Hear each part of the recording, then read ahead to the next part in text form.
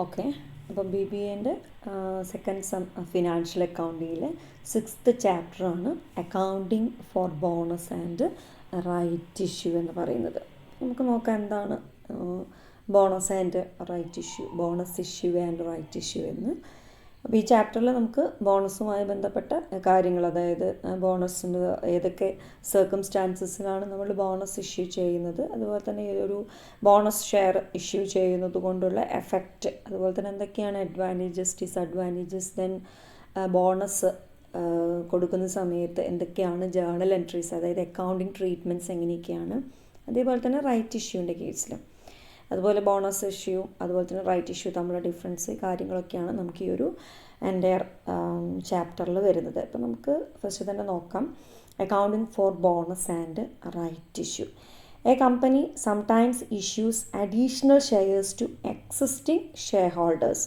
A company sometimes issues additional shares to existing shareholders. അതായത് നിലവിലുള്ള share ഹോൾഡേഴ്സിന് അവരുടെ already ഉള്ള ഷെയർ അല്ലാതെ അഡീഷണലായിട്ട് സർട്ടൻ കേസസിൽ എന്ത് ചെയ്യാറുണ്ട്, കമ്പനി ഷെയർ എക്സിസ്റ്റിംഗ് ഷെയർ ഹോൾഡേഴ്സിന് ഇഷ്യൂ ചെയ്യാറുണ്ട്. Shares may be issued to existing share holders without any consideration. മറ്റു കൺസിഡറേഷനൊന്നും ഇല്ലാതെയാണ് എന്ത് ചെയ്യുന്നത്, ഈ ഒരു ഷെയർ ആർക്ക് കൊടുക്കുന്നത്, കമ്പനി ഈ എക്സിസ്റ്റിംഗ് ഷെയർ ഹോൾഡേഴ്സിന് കൊടുക്കുന്നത്. എക്സിസ്റ്റിംഗ് ഷെയർ ഹോൾഡേഴ്സ് എന്ന് പറഞ്ഞിട്ടുണ്ടെങ്കിൽ ഓൾറെഡി ആ ഒരു ബിസിനസ്സിൽ അല്ലെങ്കിൽ ആ ഒരു കമ്പനിയിലുള്ള ഷെയർ ഹോൾഡേഴ്സിനെയാണ് എക്സിസ്റ്റിംഗ് ഷെയർ ഹോൾഡേഴ്സ് എന്ന് പറയുന്നത്. Okay, such shares are called bonus shares. അപ്പോൾ നമുക്ക് എന്ത് പറയാം, എക്സിസ്റ്റിംഗ് ഷെയർ ഹോൾഡേഴ്സിന് കമ്പനി ഇഷ്യൂ ചെയ്യുന്ന ഷെയർസ് തന്നെയാണ് എന്ത്, ബോണസ് ഷെയർസ് എന്ന് പറയുന്നത്. Similarly, shares may be issued for cash in proportion to the shares held by the existing shareholders. Such shares are called right shares. അതിൽ റൈറ്റ് ഷെയർ എന്ന് പറഞ്ഞിട്ടുണ്ടെങ്കിൽ എന്താണ്, ഓൾറെഡി ഇപ്പോൾ ഉള്ള എക്സിസ്റ്റിംഗ് ഷെയർ ഹോൾഡേഴ്സിന് അവരുടെ ഷെയറിൻ്റെ പ്രൊപ്പോർഷനേറ്റായിട്ട് ഒരു ഷെയർ എന്ത് ചെയ്യുന്നു, പുതിയ ഷെയർ ആക്കിയിട്ട് റൈറ്റ് ഇഷ്യൂ കണ്ടക്ട് ചെയ്യുക എക്സിസ്റ്റിംഗ് ഷെയർ ഹോൾഡേഴ്സിന്. അതാണ് റൈറ്റ് ഷെയർ എന്ന് പറയുന്നത്. അപ്പോൾ അതിലാദ്യം നമുക്ക് ഡിസ്കസ് ചെയ്യാനുള്ള concept bonus share or bonus issue ആണ്. അപ്പോൾ നമുക്ക് ആദ്യം എന്താണ് ബോണസ് ഇഷ്യൂ നോക്കാം. Bonus issue, the company issues new shares to the existing share holders instead of paying dividend in cash. അതായത് ഒരു കമ്പനി ഡിവിഡൻഡായിട്ട് ക്യാഷ് കൊടുക്കേണ്ട സ്ഥാനത്ത് ആ ഷെയർ ഹോൾഡറിന് കമ്പനി എന്ത് കൊടുക്കുക, കുറച്ച് പുതിയ ഷെയർ കൊടുക്കുക. Okay, these shares are known as bonus share. നോക്കാം, the company issues new shares to the existing share holders instead of paying dividend in cash. അതായത് സാധാരണ ഡിവിഡൻഡ് ഷെയർ ഹോൾഡേഴ്സിന് എങ്ങനെയാണ് കൊടുക്കുക, കമ്പനിയുടെ പ്രോഫിറ്റിൽ നിന്നാണ് ഡിവിഡൻഡ് കൊടുക്കുക അല്ലേ. ഈ പ്രോഫിറ്റിൽ നിന്ന് കൊടുക്കുന്ന ഡിവിഡൻഡ് ക്യാഷായിട്ട് കൊടുക്കുന്നതിന് പകരം അവിടെ എന്താ ചെയ്യുന്നത്, പുതിയ ഷെയർ ആയിട്ട് എക്സിസ്റ്റിംഗ് ഷെയർ ഹോൾഡേഴ്സിന് കൊടുക്കുന്ന അതിനെയാണ് നമ്മൾ എന്ത് പറയുന്നത്, ബോണസ് ഷെയർസ് എന്ന് പറയുന്നത്. Generally the company issues bonus shares out of profit and or reserves to the existing share holders. സാധാരണ കമ്പനി പ്രോഫിറ്റിൽ നിന്നോ അതുപോലെ തന്നെ റിസർവ്സിൽ നിന്നൊക്കെയാണ് എക്സിസ്റ്റിംഗ് ഷെയർ ഹോൾഡേഴ്സിന് എന്ത് കൊടുക്കുന്നത്, ഈ പറഞ്ഞിട്ടുള്ള ബോണസ് ഇഷ്യൂ കണ്ടക്ട് ചെയ്യുന്നത്. Okay, then next meaning of bonus shares or bonus issue. Bonus issue എന്ന് പറയുന്നതും ബോണസ് ഷെയർ എന്ന് പറയുന്നതും സെയിം തന്നെയാണ്. അപ്പം നമുക്ക് നോക്കാം. Bonus shares are those shares which are issued by a company free of cost to the existing share holders of a company out of its large reserves created out of past profit. കമ്പനിക്ക് continuous ആയിട്ട് profit ഉണ്ടാകുന്ന സമയത്ത് എന്തായിരിക്കും, company വിചാരിക്കുകയാണ് ഒരു നല്ലൊരു dividend ആർക്ക് കൊടുക്കുക, existing share ഹോൾഡേഴ്സിന് കൊടുക്കാമെന്ന്. അങ്ങനെ ഡിവിഡൻഡ് കൊടുക്കുക എന്ന് പറയുമ്പോൾ നമ്മൾ ക്യാഷായിട്ടാണ് എന്ത് ചെയ്യുന്നത്, ഷെയർ ഹോൾഡേഴ്സിന് ഡിവിഡൻഡ് കൊടുക്കുക. അപ്പോൾ ഈ ക്യാഷായിട്ട് ഡിവിഡൻഡ് കൊടുക്കുന്നതിന് പകരം ഈ എക്സിസ്റ്റിംഗ് ഷെയർ ഹോൾഡേഴ്സിന് കമ്പനി ഫ്രീ കോസ്റ്റിൽ എന്ത് ചെയ്യുക, പുതിയ കുറച്ച് ഷെയർസ് പ്രൊവൈഡ് ചെയ്യുക.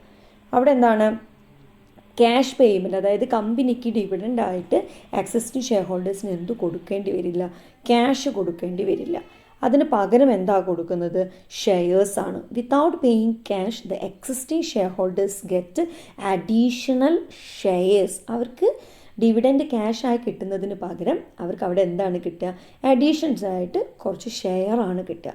Okay, bonus shares is a bonus in kind. അവിടെ ബോണസ് ഇൻ ക്യാഷ് അല്ല, ബോണസ് ഇൻ കൈൻഡ് ആയിട്ട്, അതായത് ഷെയർ ആയിട്ടാണ് എന്ത് ചെയ്യുന്നത്? കൊടുക്കുന്നത്. Okay, then it is a gift on pro rata basis. ശരിക്കും പ്രോറാട്ട ബേസിസിലുള്ള ഒരു ഗിഫ്റ്റാണെന്ന് പറയാം. Then thus bonus shares are free shares issued to the existing share holders out of accumulated profits or reserves. അപ്പോൾ നമുക്ക് സിമ്പിളായിട്ട് എന്ത് പറയാം? Bonus shares are shares issued to existing equity share holders without any consideration. അപ്പോൾ പ്രത്യേകിച്ച് വേറെ considerations ഒന്നും ഇല്ലാതെ കമ്പനിയുടെ നിലവിലുള്ള ഇക്വിറ്റി ഷെയർ ഹോൾഡേഴ്സിന് എന്താണ് ഷെയറായിട്ട് കൊടുക്കുന്ന ആ ഒരു ഷെയറിന്, അതായത് ക്യാഷായിട്ടല്ലാതെ ഡിവിഡൻഡ് ക്യാഷായിട്ട് കൊടുക്കുന്നതിന് പകരം എക്സിസ്റ്റിംഗ് ഷെയർ ഹോൾഡേഴ്സിന് വേറെ കൺസിഡറേഷൻസ് ഒന്നും ഇല്ലാതെ ഷെയറായിട്ട് പ്രൊവൈഡ് ചെയ്യുന്നതാണ് എന്ത്? ബോണസ് ഷെയർസ് എന്ന് പറയുന്നത്. ഓക്കെ, അപ്പോൾ നമുക്ക് ഒരു ബോണസ് ഇഷ്യൂ കണ്ടക്ട് ചെയ്യാവുന്നത് when a company issues bonus shares out of profit or reserves, its reserves or profits are converted into capital. ഇപ്പോൾ നമ്മൾ റിസർവ്സിൽ നിന്നോ അതുപോലെ തന്നെ പ്രോഫിറ്റിൽ നിന്നൊക്കെയാണ് ബോണസ് കൊടുക്കുന്നതെങ്കിൽ ആ റിസർവും പ്രോഫിറ്റ് ശരിക്കും അവിടെ എന്തായിട്ടാണ് കൺവേർട്ട് ചെയ്യപ്പെടുന്നത്? It is converted in to ക്യാപിറ്റലാണ്. കാരണം എന്താണ്? പിന്നെ ക്യാഷായിട്ട് അവരിലേക്ക് കൊടുക്കുന്നത് പകരം അവിടെ നമ്മൾ എന്തായിട്ടാണ് മാറ്റുന്നത്? അതിനെ ഷെയറാക്കി, ബോണസ് ഷെയറാക്കി മാറ്റിയിട്ട് അത് ശരിക്കും കൺവേർട്ട് ചെയ്യുന്നത് എന്തായിട്ടാണ്? ക്യാപിറ്റലായിട്ടാണ്. Okay, that is why bonus issue is called capitalization of profit or capitalization of reserves എന്ന് പറയുന്നത്. By issuing bonus shares, the company capitalizes its accumulated profits or reserves without distributing its cash portions. അതായത് നമ്മളിപ്പം dividend കൊടുക്കുകയാണെങ്കിൽ cash നമ്മളുടെ current അസറ്റായിട്ടുള്ള ക്യാഷിൽ നിന്നാണ് നമ്മൾ എന്ത് ചെയ്യുന്നത്? അതായത് വർക്കിംഗ് ക്യാപിറ്റലിൽ വരുന്ന മേജർ അസറ്റ്, അത് കറണ്ട് അസറ്റ് പോർഷനാണ് എന്തെന്ന് പറയുന്നത്? ക്യാഷ്. അപ്പം ഈ ക്യാഷിൽ നിന്നാണ് നമ്മൾ എന്ത് കൊടുക്കുന്നത്? ഡിവിഡൻഡ് പ്രൊവൈഡ് ചെയ്യുക. അപ്പോൾ ഇവിടെ ഈ ഡിവിഡൻഡ് കൊടുക്കുന്നതിന് പകരം ഓൾറെഡി കമ്പനിയിലുള്ള റിസർവ്സിനെ അതുപോലെ തന്നെ പ്രോഫിറ്റൊക്കെ ഈ എക്സിസ്റ്റിംഗ് ഷെയർ ഹോൾഡേഴ്സിന് ഡിവിഡൻഡിന് പകരം എന്തായിട്ട് കൊടുക്കുന്നു? ബോണസ് ഷെയറായിട്ട് എന്ത് ചെയ്യുക? അവർക്ക് പ്രൊവൈഡ് ചെയ്യുക. അപ്പം കമ്പനിയിൽ നിന്ന് ക്യാഷ് പോകുന്നതിന് പകരം ഈ റിസർവ്സും പ്രോഫിറ്റും നമ്മളുടെ ബിസിനസ്സിൽ തന്നെയുള്ള ക്യാപിറ്റലായിട്ട് മാറുകയാണ് അവിടെ ചെയ്യുന്നത്. നമ്മൾ ബോണസ് ഇഷ്യൂ കണ്ടക്ട് ചെയ്യുകയാണെങ്കിൽ അവിടെ എന്താ വരുന്നത്? കമ്പനിയിൽ ക്യാപിറ്റൽ ഇൻക്രീസ് ചെയ്യുക ചെയ്യുന്നത്, അല്ലേ? അപ്പോൾ അതാണ് ബോണസ് ഷെയർ എന്നുള്ള കോൺസെപ്റ്റിൽ പറയുന്നത്. ഓക്കെ, then നമുക്ക് ഡിസ്കസ് ചെയ്യാനുള്ളത് സർക്കംസ്റ്റാൻസസ് ഇഷ്യൂയിങ് ബോണസ് ഷെയർസ്. നമ്മൾ ഏതെല്ലാം സിറ്റുവേഷനിലാണ് ഈ ബോണസ് ഷെയർ ഇഷ്യൂ ചെയ്യുന്നത് നോക്കാം.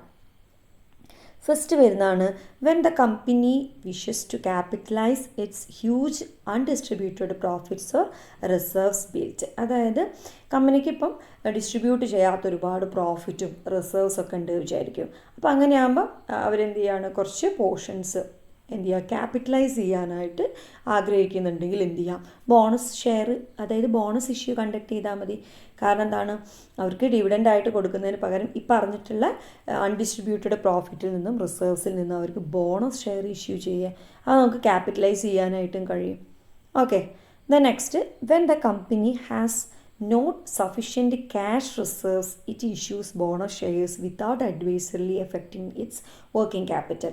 അതായത് ഇപ്പം കമ്പനിക്ക് റിസർവ്സ് ഉണ്ട്, പക്ഷേ എന്താണ്? ക്യാഷായിട്ട് എന്തില്ല, കയ്യിലില്ലെങ്കിൽ കമ്പനിക്ക് എന്ത് ചെയ്യാം? ഈ ഡിവിഡൻഡ് കൊടുക്കുന്നതിന് പകരം അത് ബോണസ് ഇഷ്യൂ ആയിട്ട് കണ്ടക്ട് ചെയ്താൽ മതി. ശരിക്കും അവിടെ ബോണസ് നമ്മൾ പുതിയൊരു ഷെയർ ഇഷ്യൂ ചെയ്യുന്നതിന് തുല്യമായിട്ടാണ് ശരിക്കും ബോണസ് ഇഷ്യൂ വരുന്നത്. പക്ഷേ ഇപ്പോൾ അതായത് ഒരു 10,000 രൂപ എന്താണ് നമുക്ക് ഡിവിഡൻഡ് കൊടുക്കാനുണ്ട് വിചാരിക്കും. അപ്പോൾ ഡിവിഡൻഡ് കൊടുക്കുക എന്ന് പറഞ്ഞാൽ ഈ ക്യാഷ് ഷെയർ ഹോൾഡേഴ്സിലേക്ക് ഡിവിഡൻഡായിട്ട് പോവുകയാണ് ചെയ്യുന്നത്. അപ്പോൾ നമ്മുടെ ക്യാഷ് ബാലൻസ് എന്ത് ചെയ്യും? കുറയും നമ്മൾ ഡിവിഡൻഡ് ആയിട്ട് കൊടുക്കുമ്പോൾ. അപ്പോൾ അതിന് പകരം എന്ത് ചെയ്യുകയാണ്? ഈ 10,000 അവർക്ക് കൊടുക്കേണ്ട ഡിവിഡൻഡിനെ നേരിട്ട് കമ്പനിയുടെ തന്നെ ഷെയർ ക്യാപിറ്റലാക്കി മാറ്റിക്കളയുക. അപ്പോൾ ഈ ഷെയർ ഹോൾഡേഴ്സ് കമ്പനിക്ക് ക്യാപിറ്റൽ കൊടുക്കേണ്ട ആവശ്യം വരില്ല. പക്ഷേ അവർക്ക് 10,000-ൻ്റെ ഷെയർ ക്യാപിറ്റൽ അവിടെ അവരുടെ കോൺട്രിബ്യൂഷനായിട്ട് അവിടെ കിടക്കുകയും ചെയ്യും. അതാണ് ശരിക്കും ഇതിനകത്ത് വരുന്നത്. ഓക്കെ, അപ്പം സഫിഷ്യൻറ്റ് ക്യാഷ് ബാലൻസ് ഇല്ലാതെ വരുമ്പം എന്ത് ചെയ്യാറുണ്ട്, ഡിവിഡൻഡ് കൊടുക്കുന്നതിന് പകരം അതെന്ത് ആക്കി മാറ്റാറുണ്ട്, അത് ബോണസ് ഇഷ്യൂ ആക്കി മാറ്റാറുണ്ട്. ഓക്കെ, നെക്സ്റ്റ് പറയുന്നത് when value of fixed assets of a company exceeded its capital the difference is capitalised by issuing bonus shares. അതായത് കമ്പനിയുടെ ഫിക്സഡ് അസറ്റ് വാല്യൂ ചെയ്തപ്പം ക്യാപിറ്റലിനേക്കാൾ കൂടുതൽ വരിക. അങ്ങനെയാവുന്ന സമയത്ത് എന്ത് ചെയ്യാറുണ്ട്, നമ്മളുടെ ആ ഒരു ക്യാപിറ്റലും ഫിക്സഡ് അസറ്റും തമ്മിൽ നമുക്കൊന്ന് ബാലൻസ് ചെയ്യാനായിട്ട്, ആ ഒരു ഡിഫറൻസ് ബാലൻസ് ചെയ്യാനായിട്ട് ബോണസ് ഇഷ്യൂ കണ്ടക്ട് ചെയ്തിട്ട്, ബോണസ് ഷെയർ ഇഷ്യൂ ചെയ്തിട്ട് ആ ഒരു ഡിഫറൻസ് മെയിൻറ്റെയിൻ ചെയ്യാറുണ്ട്.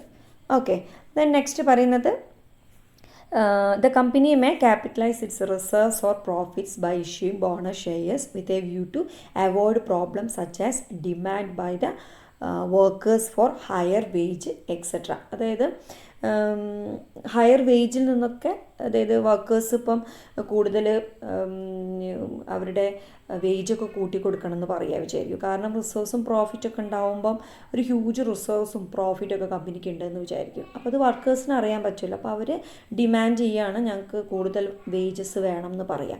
അപ്പം എന്തായിരിക്കും, കമ്പനി വിചാരിക്കും ഓക്കെ നമുക്കിത് നമ്മളുടെ ആ ഒരു റിസർവ് അല്ലെങ്കിൽ പ്രോഫിറ്റ് ബാലൻസ് കുറയണം. അങ്ങനെയാവുന്ന സമയത്ത് എന്ത് ചെയ്താൽ മതി, ഈ റിസർവ്സിൽ നിന്നും പ്രോഫിറ്റിൽ നിന്നും നമ്മൾ ബോണസ് ഇഷ്യൂ ചെയ്താൽ മതി. അങ്ങനെയാകുമ്പോൾ നമ്മുടെ റിസർവ്സും പ്രോഫിറ്റും കുറയും, ക്യാപിറ്റൽ കൂടും. അപ്പോൾ അവിടെ എന്ത് ചെയ്യാൻ പറ്റും, നമുക്ക് ആ വർക്കേഴ്സിൻ്റെ ആ ഒരു ഡിമാൻഡിനെ നമുക്കൊന്ന് താഴ്ത്താനായിട്ട് കഴിയും. ഓക്കെ, ദെൻ നെക്സ്റ്റ് പറയുന്നത് when market value of shares far exceeds the paid up value of shares. Paid up value of ഷെയറിനേക്കാൾ കൂടുതൽ നമ്മളുടെ ഷെയറിൻ്റെ മാർക്കറ്റ് വാല്യൂ വരുന്ന സമയത്ത് കമ്പനി എന്ത് ചെയ്യാറുണ്ട്, ബോണസ് ഷെയർ ഇഷ്യൂ ചെയ്യാറുണ്ട്. ഓക്കെ, അപ്പോൾ ഇത്രയും സിറ്റുവേഷൻസിൽ, സർക്കംസ്റ്റാൻസസിലാണ് കമ്പനി സാധാരണ എന്ത് ഇഷ്യൂ ചെയ്യാറുള്ളത്, ബോണസ് ഷെയർസ് ഇഷ്യൂ ചെയ്യാറുള്ളത്. ഓക്കെ, ദെൻ നെക്സ്റ്റ് പറയുന്നത് effect of issue of bonus share. ഒരു ബോണസ് ഷെയർ ഇഷ്യൂ ചെയ്യുന്നത് കൊണ്ട് എന്തൊക്കെ എഫക്റ്റാണ് നമ്മളുടെ ബിസിനസ്സിന് വരുന്നത്, ഏതെല്ലാം രീതിയിലാണ് നമ്മുടെ ബിസിനസ്സിനെ ആ ഒരു ബോണസ് ഷെയർ ഇഷ്യൂ ചെയ്യുന്നതിലൂടെ എഫക്റ്റ് ചെയ്യുന്നത് നോക്കാം. ഫസ്റ്റ് പറയുന്നത് എന്തായിരിക്കും, increase in the number of ordinary share. സാധാരണ ഇപ്പം ഒരു ഷെയർ ഹോൾഡറിന് ഇപ്പം 5 ഷെയർ ആണെങ്കിൽ അയാൾക്ക് ബോണസായിട്ട് 2 ഷെയർ കൂടി കൊടുക്കുമ്പോൾ അവിടെ എന്ത് ചെയ്തു, 7 ഷെയർ ആയിട്ട് മാറി ഒരു ഷെയർ ഹോൾഡറിലെ. അപ്പോൾ അവിടെ എന്താണ്, ഓർഡിനറി ഷെയറിൻ്റെ നമ്പർ എന്ത് ചെയ്യും, ഇൻക്രീസ് ചെയ്യും അല്ലേ. അവിടെ ശരിക്കും 5 ഷെയർ കൈവശം വെച്ച ആൾക്ക് അയാളുടെ ഷെയറിനനുസരിച്ചുള്ള ഡിവിഡൻ്റാണ് കൊടുക്കുക. പക്ഷേ അവിടെ നമ്മൾ ഒരു 2 ബോണസ് ഷെയറും കൂടി അയാൾക്ക് ഇഷ്യൂ ചെയ്യാൻ വിചാരിക്കുക. അപ്പോൾ ശരിക്കും അവിടെ 5 ഓർഡിനറി ഷെയർ വരേണ്ട സ്ഥാനത്ത് എത്ര ഷെയർ ആയിട്ട് മാറി, 7 ഷെയർ ആയിട്ട് മാറിയില്ലേ. അതാണ് പറയുന്നത് അവിടെ എന്തായിരിക്കും, നമ്മുടെ ഓർഡിനറി ഷെയർസിൻ്റെ നമ്പർ എന്ത് ചെയ്യും, ഇൻക്രീസ് ചെയ്യും.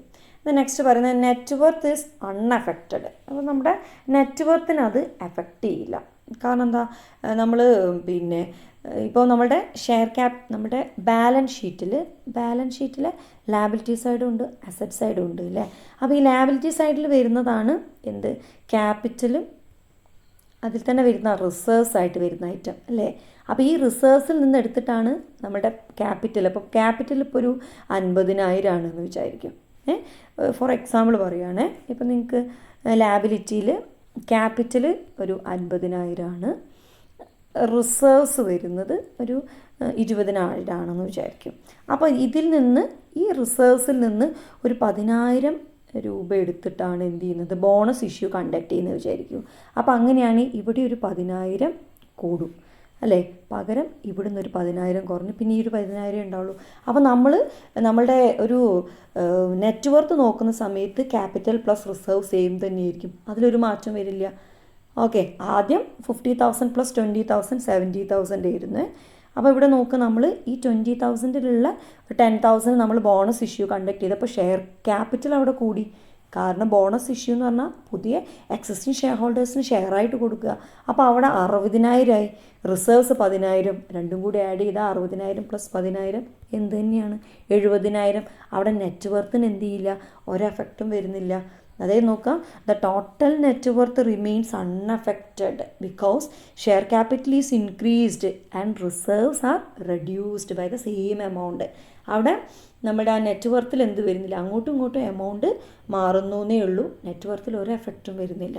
നെറ്റ്വർത്തിൽ എഫക്റ്റ് ചെയ്യണമെങ്കിൽ എന്തായിരിക്കണം, ഒന്ന് അസറ്റ് സൈഡിലും അതിൻ്റെ ഓപ്പോസിറ്റായിട്ട് നമ്മളുടെ ലാബിലിറ്റി സൈഡിലുമാണ് എഫക്റ്റ് വരുന്നതെങ്കിൽ അവിടെ എന്തായിരുന്നു, ചെറിയ വേരിയേഷൻസ് വരുമായിരുന്നു. പക്ഷെ ഇവിടെ സെയിം അതിൽ തന്നെ എന്ത് ചെയ്യാണ്, റിസർവ്സിൽ നിന്ന് ക്യാപിറ്റലിലേക്ക് മാറും. അപ്പം നെറ്റ് വർത്തിൽ എന്താണ്, ഒരു എഫക്ഷനും വരുന്നില്ല. പിന്നെ റെഡ്യൂസ്ഡ് ഡിവിഡൻഡ് പെർ ഷെയർ, അതായത് അവിടെ ഡിവിഡൻഡ് പെർ ഷെയർ എന്ത് ചെയ്യുന്നുണ്ട്, റെഡ്യൂസ് ചെയ്യുന്നുണ്ട്. അപ്പോൾ നമ്മൾ എഫക്റ്റ് എന്ന് പറഞ്ഞാൽ issue of shares increases the number of shares and thereby reduces dividend per share. അതായത് ഇപ്പോൾ ഒരു ഷെയർ ഹോൾഡർക്ക് 5 ഷെയർ ഉണ്ടായിരുന്നു. ആ ഷെയറിനനുസരിച്ചാണ് ഇപ്പോൾ എന്ത് ചെയ്യുക, ഒരു 10,000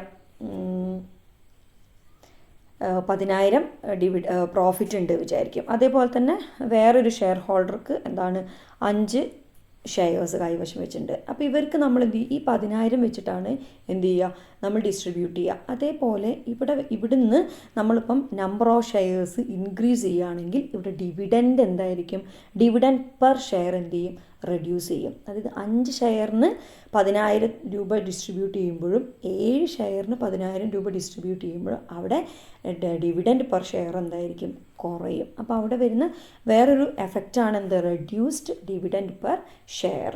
എന്നുവെച്ചാൽ അവിടെ നമ്പർ ഓഫ് ഷെയർസ് കൂടുന്നതിനനുസരിച്ച് ഡിവിഡൻഡ് പെർ ഷെയർ എന്തായിരിക്കും, കുറയും.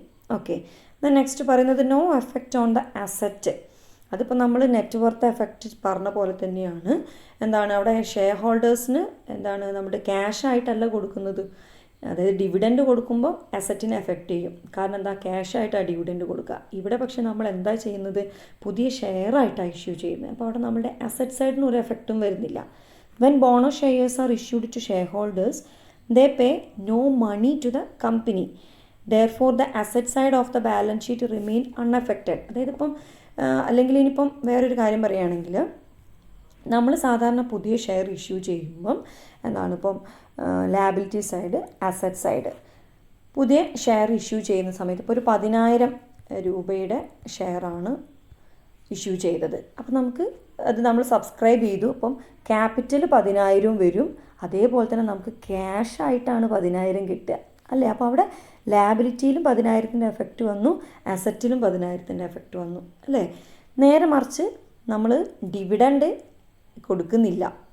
ഡിവിഡൻഡ് ഇവിടെ ശരിക്കും നമ്മൾ ഡിവിഡൻഡ് ആയിരുന്നു കൊടുത്തതെങ്കിൽ എന്താണ്, നമ്മുടെ ക്യാഷിൽ ബാലൻസ് ഇപ്പോൾ ഒരു 10,000 രൂപ നമ്മൾ ഡിവിഡൻഡ് ആയിട്ട് കൊടുക്കുക. ചിലപ്പോൾ നമ്മുടെ ക്യാഷ് ബാലൻസ് 10,000 ആണെങ്കിൽ ഈ 10,000 ഇവിടെ കുറയും.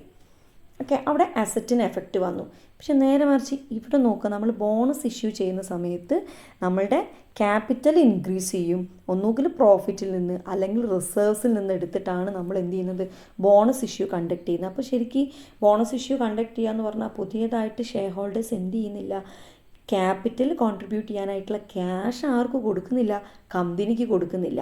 കമ്പനി അവർക്ക് എന്ത് ചെയ്യാണ്, ബോണസ് ഇഷ്യൂ കണ്ടക്ട് ചെയ്യാണ്. എന്തിനെ, അവരുടെ തന്നെ റിസർവ്സിൽ നിന്ന് എടുത്തിട്ട് ബോണസിന് പകരം, അതായത് ക്യാഷായിട്ട് കൊടുക്കുന്നതിന് പകരം കൈൻഡായിട്ട് പുതിയൊരു ഷെയർ ആയിട്ടാണ് കൊടുക്കുന്നത്. അപ്പോൾ അവിടെ ശരിക്കും ഷെയർ ഹോൾഡേഴ്സ് ബിസിനസ്സിലേക്ക് ഒന്നും കൊടുക്കുന്നില്ല, അവിടെ ക്യാഷ് കൊടുക്കുന്നില്ല. അതാണ് വിത്തൗട്ട് കൺസിഡറേഷൻ എന്ന് പറയുന്നത്. ഒരു എമൗണ്ടും കൊടുക്കുന്നില്ല, പക്ഷെ കൂടുതൽ ഷെയർ അവരുടേതായി മാറുകയും ചെയ്യുന്നുണ്ട്. അപ്പോൾ അതാണ് പറയുന്നത് അവിടെ എന്താണ്, അസറ്റിൽ ഒരു എഫക്റ്റും വരില്ല. When bonus shares are issued to shareholders they pay no money to the company. കമ്പനിക്ക് ക്യാഷ് കൊടുക്കുന്നില്ല. Therefore the asset side of the balance sheet remain unaffected. അവിടെ അസറ്റ് സൈഡിലെ ഈ ഒരു ബോണസ് ഇഷ്യൂ കൊണ്ട് ഒരു എഫക്റ്റും വരുന്നില്ല. അവിടെ ചേഞ്ച് വരുന്നത് നമ്മുടെ ലാബിലിറ്റി സൈഡിൽ, ക്യാപിറ്റൽ ആൻഡ് ലാബിലിറ്റി സൈഡിൽ ക്യാപിറ്റൽ കൂടും, റിസർവ്സ് അതുപോലെ തന്നെ പ്രോഫിറ്റിലോ കുറവ് വരും, റിഡക്ഷൻ ഉണ്ടാവും. ഇത്രയും എഫക്റ്റാണ് ഒരു ബോണസ് ഷെയർ ഇഷ്യൂ ചെയ്യുന്ന സമയത്ത് ക്രിയേറ്റ് ചെയ്യുന്നത്. ഓക്കെ, ദെൻ നെക്സ്റ്റ് നമുക്ക് ഡിസ്കസ് ചെയ്യാനുള്ളത് advantages of issuing bonus shares ആണ്. ഒരു ബോണസ് ഷെയർ ഇഷ്യൂ ചെയ്യുന്നതുകൊണ്ട് കമ്പനിക്ക് അതുപോലെ തന്നെ ഷെയർ ഹോൾഡേഴ്സിനൊക്കെ എന്തൊക്കെ അഡ്വാൻറ്റേജസ് ഉണ്ട് എന്നുള്ളത് നോക്കാം.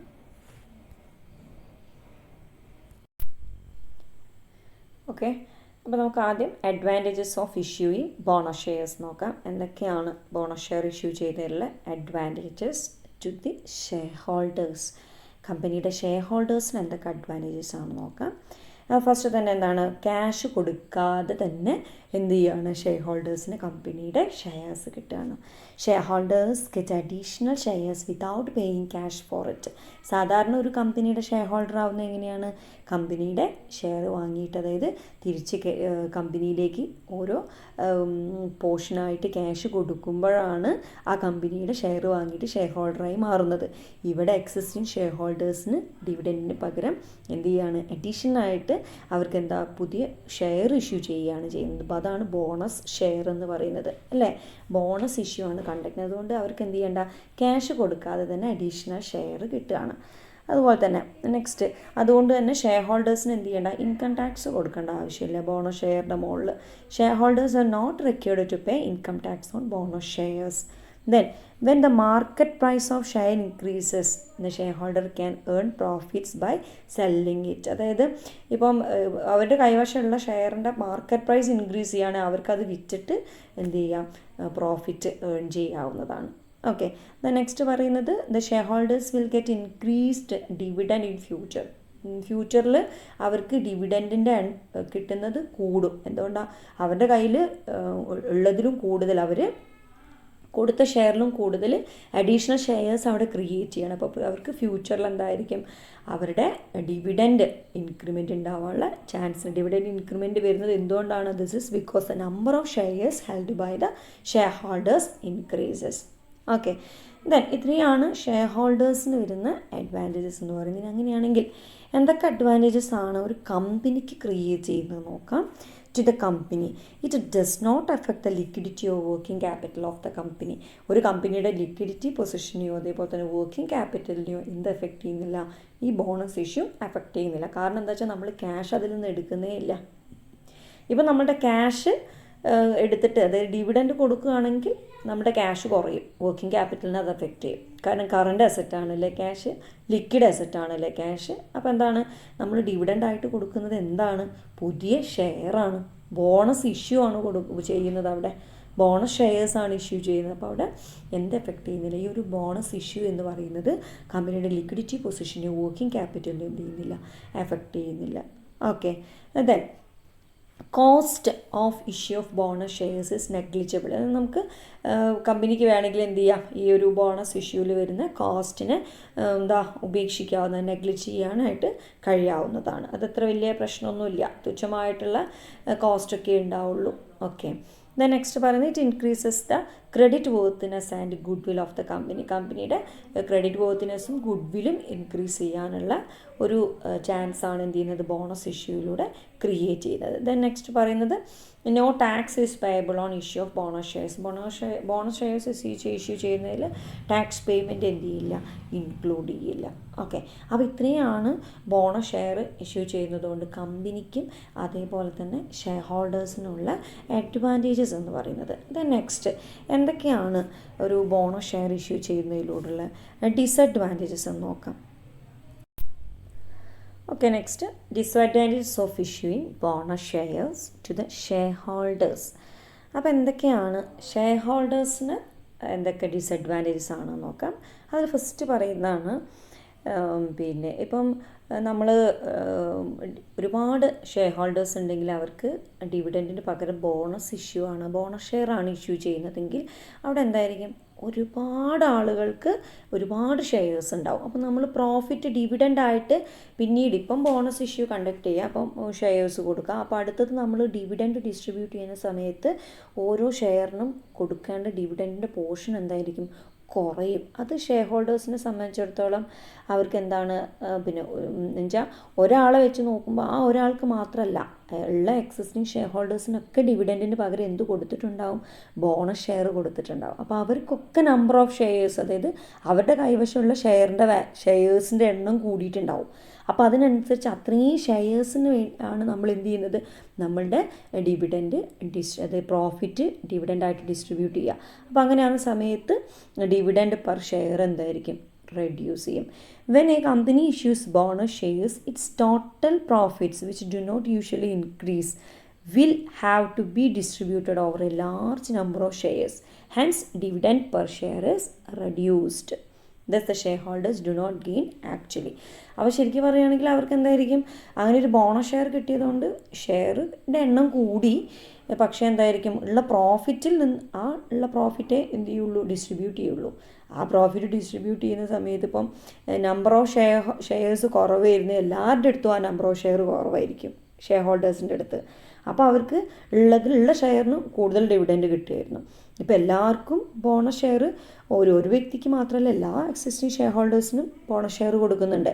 അപ്പോൾ അങ്ങനെ കൊടുക്കുമ്പോൾ അവരുടെയൊക്കെ കയ്യിലുള്ള ഷെയറിൻ്റെ എണ്ണം കൂടും. അപ്പോൾ അങ്ങനെയാകുന്ന സമയത്ത് ഓരോ ഷെയറിൻ്റെ മുകളിലുള്ള ഡിവിഡൻഡ് എന്ത് ചെയ്യും, കുറയും. അപ്പോൾ അങ്ങനെയാകുമ്പോൾ ഷെയർ ഹോൾഡേഴ്സിന് അവിടെ ഗെയിൻ എക്വയർ ചെയ്യാൻ പറ്റി എന്ന് പറയാനായിട്ട് പറ്റില്ല. ഓക്കെ, നെക്സ്റ്റ് പറയുന്നത് if the rate of dividend cannot be maintain the market value of shares will fall.